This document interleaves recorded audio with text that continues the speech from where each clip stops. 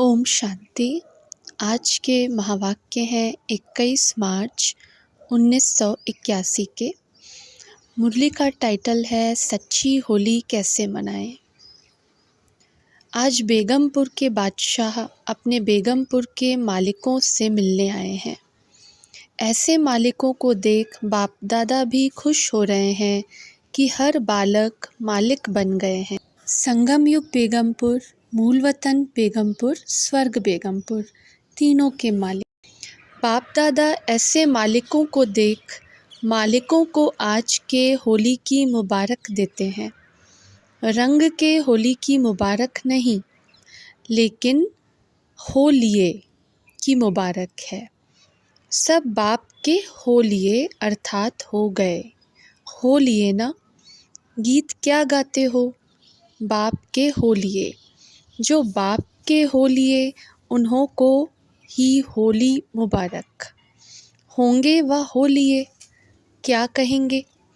जब होली अर्थात past is past कर बाप के होलिये, तब खुशी की पिचकारी लगाते हो। पिचकारी से रंग डालते हैं ना, तो आपकी पिचकारी से कितनी धाराएं निकलती हैं। आजकल एक ही पिचकारी से भिन्न भिन्न रंग भी डालते हैं।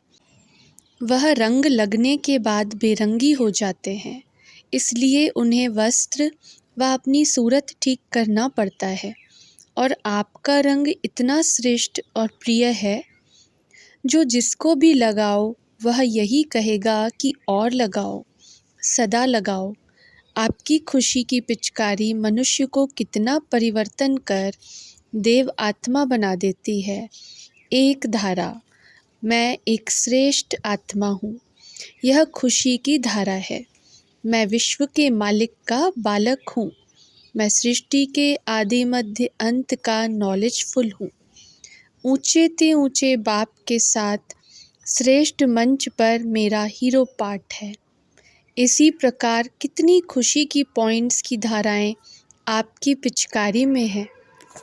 एक तो यह खुशी की पिचकारी एक दो को लगाते हो ना, दूसरी सर्व प्राप्तियों के धाराओं की पिचकारी, जैसे अतीन्द्रिय सुख, आत्मा और परमात्मा के मिलन का रूहानी प्रेम। ऐसे और भी सोचो, यह तो कॉमन है।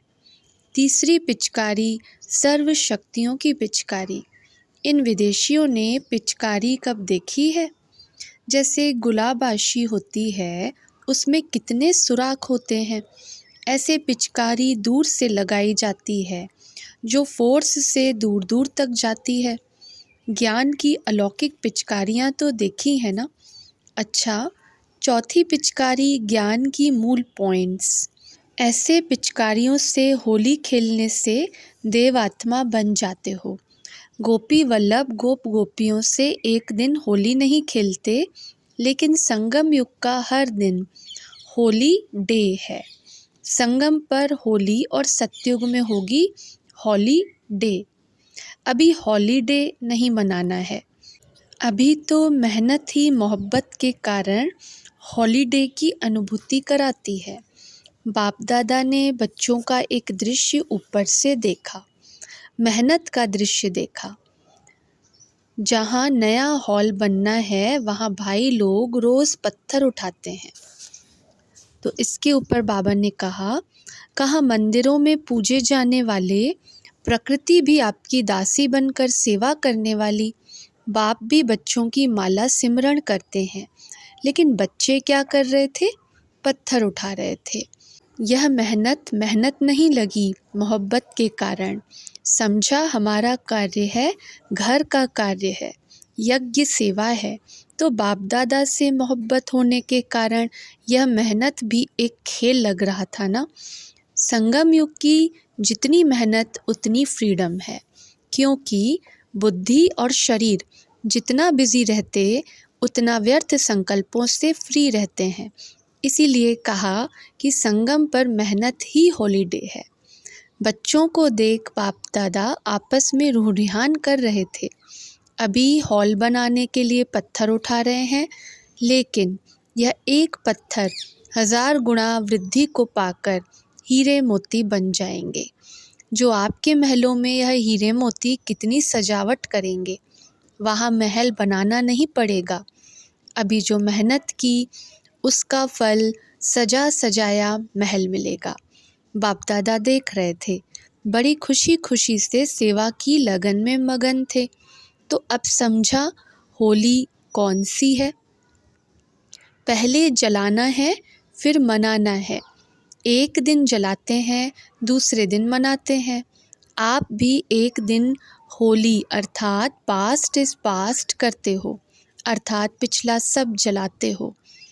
तभी फिर गीत गाते हो, हम तो बाप दादा के होलिये। यह है खुशी में मनाना। यादगार की होली में भी मनाने के दिन देवताओं के रूप सांग के रूप में मनाते हैं, लेकिन उसमें भी विशेष मस्तिष्क पर लाइट जलाते हैं। यह आपका यादगार है। जब मस्तक की ज्योति जगती तो देवता बन जाते हो। बाप के होलिये तो देवता बन जाते हो। आपका यह अनुभव और उन्हों का है आपके अनुभव का यादगार मनाना।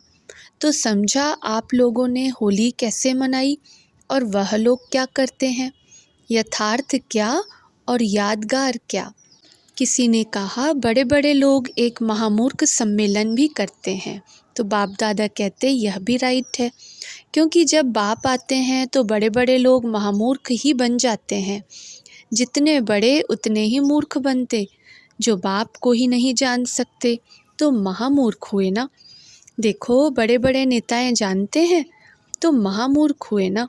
यह भी अपनी कल्प पहले की महामूर्खता की यादगार बनाते हैं। सारा उल्टा कार्य करते हैं। बाप कहते मेरे को जानो, वह कहते बाप हैं ही नहीं, तो उल्टे हुए ना। आप कहते हो बाप आया है, वह कहते हो ही नहीं सकता, तो उल्टा कार्य करते हैं ना। ऐसे तो बहुत कुछ विस्तार कर लिया है, लेकिन सार है बाप और बच्चों के मंगल मिलन का यादगार। संगम युग ही मंगल मिलन का युग है। भारत में रहने वाले बच्चे तो इन बातों को जानते हैं, आज विदेश से आए हुए बच्चों को सुना रहे हैं, क्योंकि राज्य तो भारत में ही करना है ना, अमेरिका में तो नहीं करना है। भारत की बातें ज़रूर सुनेंगे, समझेंगे ना। आपकी बातें क्या बना दी हैं, कितना फ़र्क कर दिया है। ऐसे होली कर होली के गीत गाने वाले, सदा भिन्न भिन्न पिचकारियों द्वारा आत्मा की चोली रंगने वाले, सदा बाप से मंगल मिलन मनाने वाले, ब्राह्मण सो देवता बनने वाले बेगमपुर के मालिकों को बाप दादा का याद प्यार और नमस्ते। मुरलियाँ तो बहुत सुनी हैं, कुछ रहा है सुनने का।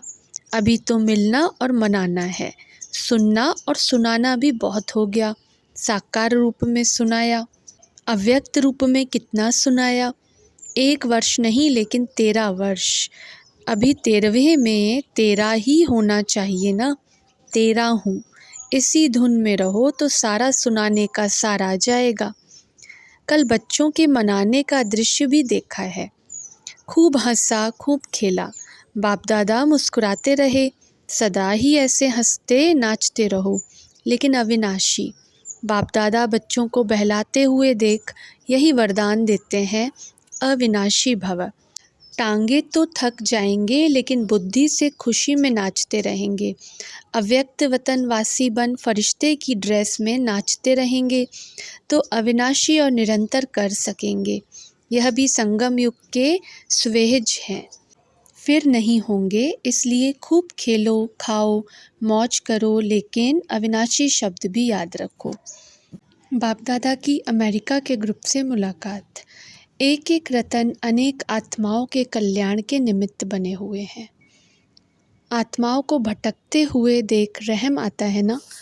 अभी तो और भी ज़्यादा दुख की हाहाकार बढ़ेगी। ऐसे अनुभव करेंगे जैसे सुख की एक ज़रा भी झलक भी नहीं दिखाई देती। यह सुख के साधन सब उन्हों को दुख के साधन अनुभव होने लगेंगे। ऐसे टाइम पर सिर्फ एक ही बाप और बाप के बच्चों को सहारा उन्हों को दिखाई देगा। सारे देश में अंधकार के बीच में एक ही लाइट हाउस दिखाई देगा। यह धीरे धीरे अति में जल्दी जल्दी जाता रहेगा। तो ऐसे समय पर लाइट और माइट देने के अभ्यासी आत्माएं चाहिए। इसी अभ्यास में रहते हो, एक समय पर तीनों प्रकार की सेवा करनी पड़ेगी, मनसा भी, वाचा, कर्मणा भी। कर्मणा से उनको बिठाकर आथत देना। तो ऐसी तैयारी करते चलो, क्योंकि अमेरिका में जितने ज़्यादा वैभव हैं, जितना बड़ा स्थान है, उतना ही बड़ा दुख का अनुभव भी करेंगे। तो विनाश की तैयारी चल रही है ना। विनाश के निमित्त आत्माओं के साथ साथ आप स्थापना करने वाली आत्माएं भी अपना झंडा बुलंद करेंगी। तो स्थापना के कार्य में विशेष आत्मा को कौन लाएगा? अमेरिका। विशेष आत्माओं को लाने से अमेरिका का सेवा केंद्र भी वीआईपी हो जाएगा ना। बाप दादा की सैन फ्रांसिस्को ग्रुप से मुलाकात। जैसा स्थान है, स्थान के अनुसार कौन सा झंडा लहराएंगे? साइंस वाले तो और भी जगह हैं, लेकिन यहाँ की विशेषता क्या है? बच्चों ने कहा धार्मिक नेताएं बहुत हैं। तो बाप दादा कहते एक भी धार्मिक नेता को अगर अनुभव करा दिया तो कितना नाम बाला हो जाएगा। तो यह विशेषता दिखाओ। जब वह लोग भी प्रैक्टिकल अनुभव सुनेंगे तो अनुभव के आधार पर आकर्षित होंगे। तो यह नवीनता दिखाओ। कुमारियाँ ऐसे विद्वानों का बाण मारें। यह कल्प पहले की यादगार है ना। तो वह कौन सी कुमारियाँ हैं? आप हो ना। कोई भी निमित्त बने। ब्रह्मा कुमार नज़दीक लाएंगे और ब्रह्मा कुमारियाँ जीत प्राप्त कर विजय का झंडा लहराएंगी। आप ब्रह्मा कुमार शिकार को लाएंगे और आप शिकार को अपना बनाकर मरजीवा बना देंगी। पहला कार्य पांडवों का है। फल निकालने में थोड़ा समय लगता है। जो बीज डाल रहे हो उसका फल निकलेगा ज़रूर। प्यार से उन्हों की सेवा करनी है। उन्हों को महान महान कहते हुए अपनी महानता दिखानी है। अगर पहले उनको कहेंगे आप तो कुछ नहीं है, आप रॉन्ग कर रहे हैं, तो वह तुम्हारी सुनेंगे भी नहीं। इसलिए पहले महिमा करो। जैसे मुरली में सुनते हो ना, चूहा क्या करता है? पहले फूंक देता, फिर काटता है। ऐसे करो, क्योंकि फिर भी विकारी दुनिया को पिलर्स देकर ठहराने का काम तो किया है ना। तो जो किया है उसकी महिमा तो करेंगे ना। अच्छा अच्छा कहते अच्छा बनाते जाओ। तो समझा आपको कौन सा कार्य करना है। यह भी आपके मैसेंजर बन जाएंगे। इन्हों का आवाज़ तो बड़ा होता है ना, माइक बड़े होते हैं, इसलिए ऐसे ऐसे को संपर्क में लाओ जिसका नाम अच्छा हो, बड़ा हो। आप उन्हों द्वारा अपना बड़ा कार्य निकाल सकते हो। ब्राह्मण बढ़ाने की सेवा तो करनी ही है, लेकिन यह है एडिशन। कोई बड़ा प्रोग्राम रखो, उस प्रोग्राम में ऐसे वीआईपीज़ को कोई पोजीशन देकर बुलाने की कोशिश करो। उन्हों को इस कार्य में सहयोगी बनाओ।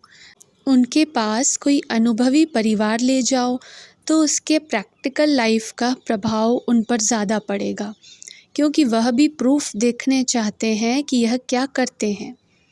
बाप दादा की अफ्रीका ग्रुप से मुलाकात। सेवा की वृद्धि का उमंग उत्साह तो सदा रहता है ना। जैसे दृष्टांत देते हैं कि मछली नीर के बिना नहीं रह सकती, वैसे ब्राह्मण सेवा के बिना नहीं रह सकते, क्योंकि सेवा करने से एक तो स्व उन्नति और साथ साथ अनेक आत्माओं की भी उन्नति हो जाती है। तो अपनी उन्नति के कारण भी प्राप्ति होती और दूसरे की जो उन्नति होती उसका भी शेयर जमा हो जाता। इसलिए बाप दादा सदा कहते ब्राह्मण वह जो याद और सेवा में सदा तत्पर रहे। याद में रहकर सेवा करना अर्थात मेवा ही मेवा है। जैसे मेहनत मोहब्बत में बदल जाती, वैसे सेवा मेवा में बदल जाती। तो ऐसे सेवा का उमंग रहता है। जो जितना करता है उसका पदम गुणा हो जमा हो जाता है। अफ्रीका में भावना वाली सहयोगी आत्माएं हैं। सेवा में सहयोग देने का अच्छा उमंग उत्साह है। एक एक रतन बहुत वैल्यूएबल और लाडला है। सी फादर, इस मंत्र को सदा सामने रखते हुए चढ़ती कला में चलते चलो। जब सी फादर और फॉलो फादर है तो उड़ते रहेंगे। जब आत्मा को फॉलो करते तो नीचे आ जाते। कभी भी आत्मा को नहीं देखना, क्योंकि आत्माएं सब पुरुषार्थी हैं। पुरुषार्थी को फॉलो करोगे तो पुरुषार्थी में अच्छाई भी होती और कुछ कमी भी होती है। संपन्न नहीं तो फॉलो फादर, न कि ब्रदर या सिस्टर। जैसे फादर एक रस है तो फॉलो फादर करने वाले भी एक रस रहेंगे। भारतवासी बच्चों को देखते हुए बाप दादा बोले, फॉरेनर्स का अपना भाग्य, भारत वालों का अपना भाग्य। भारत वाले भाग्यशाली न बनते तो फॉरेन वाले कैसे आते। विदेश की महिमा लास्ट सो फास्ट के हिसाब से है, लेकिन जो हैं ही आदि में, वह आदि में ही रहेंगे। भारत वालों ने भगवान को अपना बनाया है और उन्हों को बना बनाया भगवान मिला है। अगर भारतवासी बाप को न पहचानते तो उन्हों को पहचान कौन देता। बाप को प्रत्यक्ष करने के निमित्त तो फिर भी पहले भारत वाले हैं। गुप्त से प्रत्यक्ष पहले भारत वालों ने किया, फिर उन्होंने माना। जैसे दुकान खोलते हैं तो पहली रेड़ी पर या पटरी पर लगाते हैं, फिर वृद्धि होते होते बड़ी दुकान हो जाती। ऐसे भारत वालों ने पहले बहुत मेहनत की, दुकान खोले, तब तो आप लोग आए हो। जितना सहन भारत वालों ने किया उतना फॉरेनर्स ने कहाँ किया है। इसलिए भारतवासी बच्चे इसमें नंबर 1 हैं। जो सहन करने में नंबर 1 है, उन्हें वर्षा भी उसी हिसाब से मिलता है। आप लोग प्रैक्टिकल चरित्र करने वाले हो और वह सुनने वाले हैं। आप कहेंगे, हमने आँखों से ब्रह्मा में शिव बाप को देखा। यही विशेषता है। वैसे तो सब 1-2 से आगे हैं, क्योंकि ड्रामा अनुसार संगम युग को ऐसा वरदान मिला हुआ है जो हर एक में कोई न कोई विशेषता है, सबसे विशेष है। अभी देखो भोली की विशेषता और भाषण करने वालों की विशेषता। अगर भोली न होती, बाबा भोली दादी के लिए कह रहे, अगर भोली न होती तो भी काम नहीं चलता। अच्छा, यह भी होली खेल रहे हैं, आज है ही मनाना, यह भी पिचकारी लग रही है। मुरली का सार है। पहला पॉइंट है, बाप दादा रंग की मुबारक नहीं देते, परंतु बाप के हो लिए अर्थात हो गए उसकी मुबारक देते हैं। दूसरा पॉइंट है, खुशी की प्राप्तियों की, सर्व शक्तियों की, ज्ञान के मूल पॉइंट्स आदि आदि की पिचकारियों से खेलते तुम देवात्मा बन जाते हो। थर्ड पॉइंट है, सी फादर और फॉलो फादर करने से चढ़ती कला का अनुभव करेंगे। ओम शांति।